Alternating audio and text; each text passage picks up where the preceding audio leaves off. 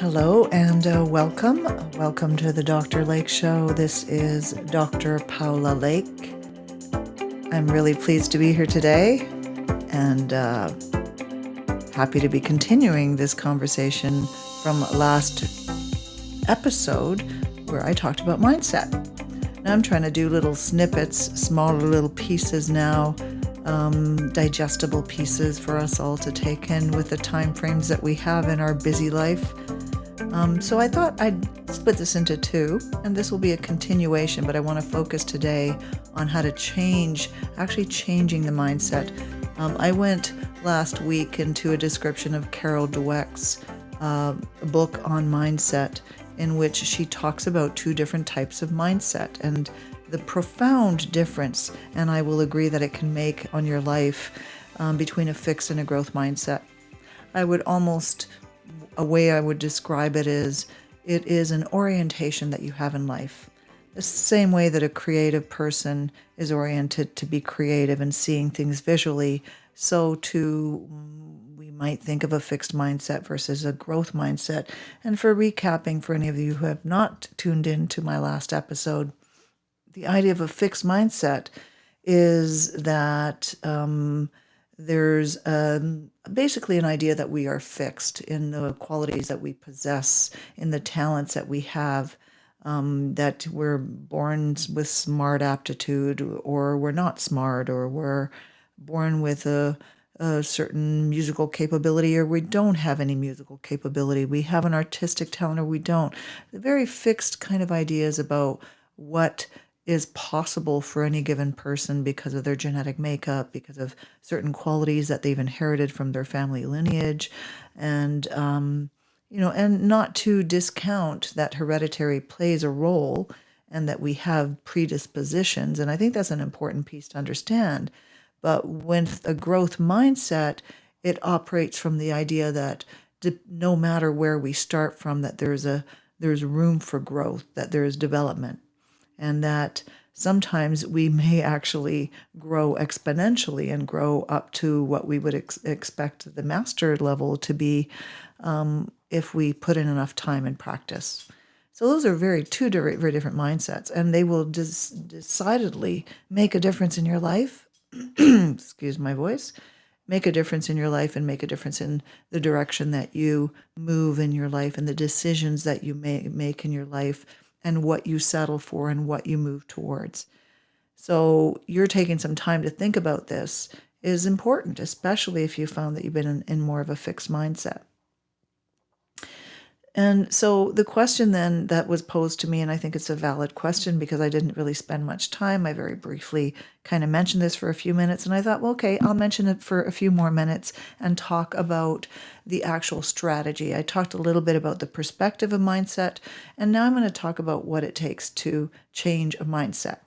Now, here's the thing I find always challenging when someone is asking me the how-tos, because I always have a sense that people have a predisposition to want to get something concrete that they'll be able to implement right away, which I agree with, which I think is wonderful, but that will somehow magically turn things around within a short time frame. And I think that that's still our mindset. If you want to say, I would also argue, if you want to go for a growth mindset, that you don't think this in a linear term where you just suddenly one day decide I'm going to have a growth mindset, because that's just not how it works. You have to remember that whatever environment that you grew up in becomes part of the map and the programming that you have within you, and that programming and that map will be automatic. You won't even have to work very hard to try for it. In fact, it'll be so automatic that it's going to feel real. And so the very nature of the way that we think is that we give it credence because it's stayed with us for such a long time. And the longer we have stayed with a certain belief system, the more time it's going to take to change it.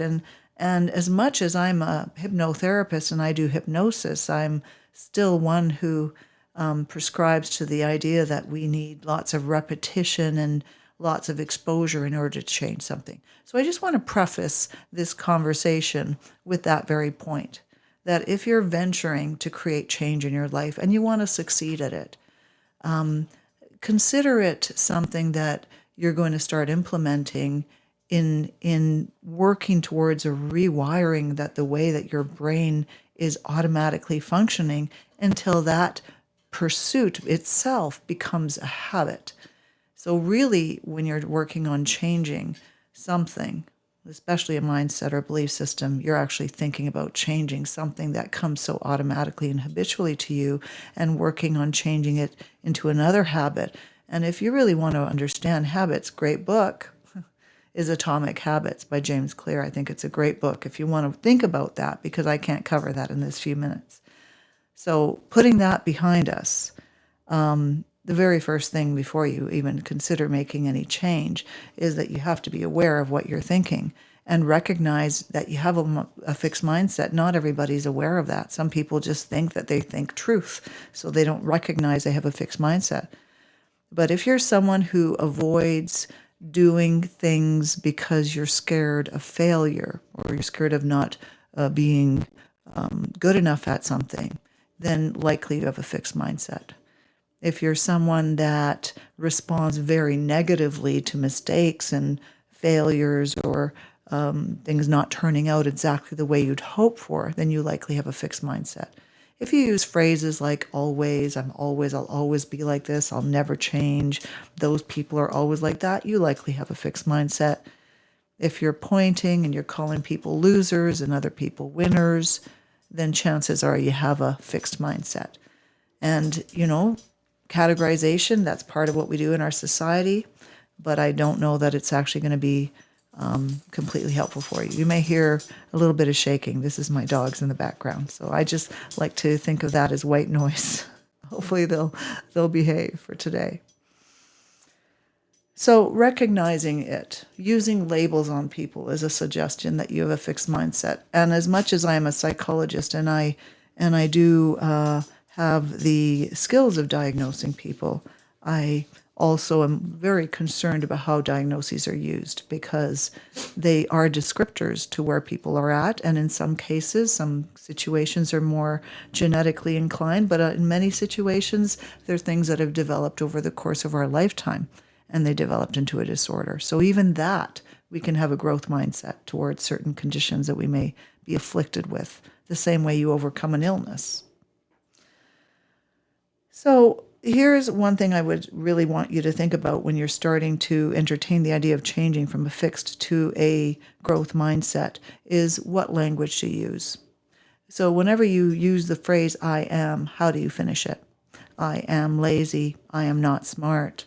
I am a failure. I am a winner. Even if you are on the upper end of labeling, it still will put some kind of barriers and limitations on you, even if you do classify yourself as a winner, because that means the next day you could be a loser. So watching your language, and I prefer to stay to the behavioral qualities in describing situations where there's failure. So rather than saying I'm a failure, I would change language to I failed at something. You are not a failure. Do not define yourself by the very things that you perhaps desire or not desire to describe yourself as. So that's one thing. Change that.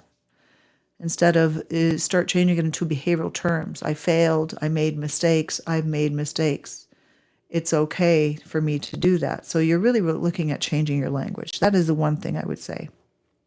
Now, here's the thing about a mindset, is that chances are that if you developed a mindset and it developed in something that you grew out of in childhood and that was taught to you in your childhood, that those beliefs are pretty rigid and strong and automatic. And because of that, one of the things I would really request that you do if you're making this effort to change your mindset is to be very, very patient with yourself and to develop and cultivate a stance of self-compassion. And if you want to learn, a great way of working on self-compassion is Tara Brach. If you can look up Tara Brach. Kristen Neff also works on self-compassion. And why is that important?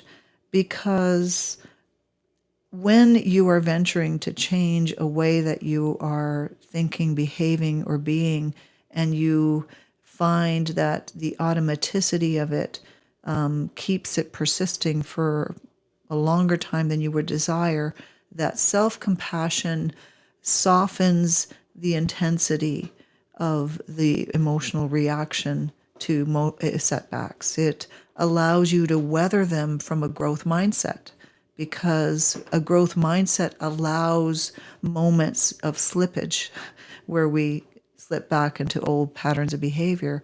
And it looks at that as a momentary setback rather than, again, a label of definition.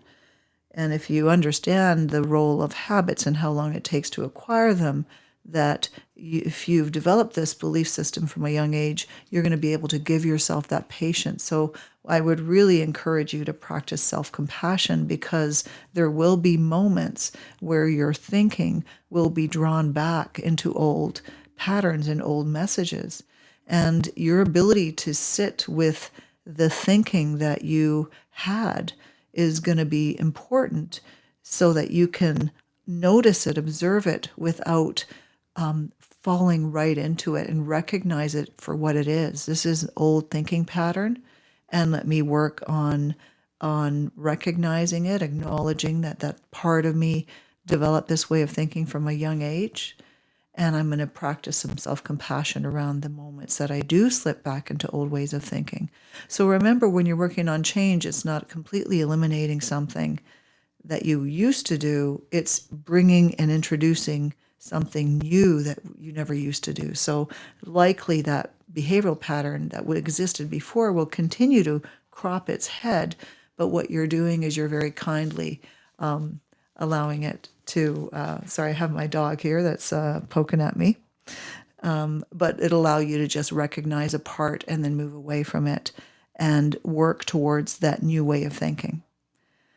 So that's one of the things I want to say, and that's a way for you to learn to work with the emotional triggers, because when we're in an emotional state, if you've been used to falling into a depressive state over certain failures and you take it personally and get hard on yourself, the emotional triggers will be so powerful that whatever you're telling yourself will feel real. So that's the challenge that you're going to have to learn to deal with. And if you struggle to deal with that, you may need help someone to help you along that way, because beliefs are so strong and so convincing that we may need some support to help us towards that growth mindset.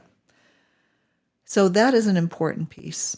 Second, I would also work on developing an understanding of what those limiting beliefs are, what that mindset, that fixed mindset tells you. I am stupid, I am not stupid. And think of some target phrases that you want to work with. This is what I've learned in the past. Use a journal, write it down. This is what I learned in the past, and this is what I'm working on now. In the past, I learned that I couldn't fail, or a mistake would define me. Today, I'm going to work on believing that this is a learning experience, and what can I learn from it? And start to develop a new language. You can journal what that new language is going to look like whenever you make a mistake or whenever you're tempted to give up on something. Using techniques that are out there, which are amazing. Meditation is good because it allows you to be centered and learn how to be centered with your triggers and not react to them. Self-hypnosis is wonderful because it allows you to integrate new ways of believing and thinking over repetition and repeated practice. So there's lots of ways that you can start to work to change your way of thinking. One thing I want people to understand is about the brain. And the brain, what we do know is that essentially our brain is fully formed, usually by the time we're 25. However, having said that, neural connections are always forming. So, an example would be I've never really played the piano in the course of my life, and it's been the last 4 years I've been teaching myself to play the piano. So the amazing thing is I actually understanding the brain and understanding how it operates is that if I practice a little bit every day, I'm building new neural connections. And the more I practice these new neural connections, the stronger those neural connections are going to be. So repetition is king. And repetition is what allows you to really master a skill, whether you're learning a sport or you're learning to study. Maybe you never really actually learn study skills. With a growth mindset, you will be able to adopt that. And one thing I will say also, that if you have a fixed mindset, usually asking for help is very hard because it means you're exposing yourself to something. If you may be more inclined to feel shame.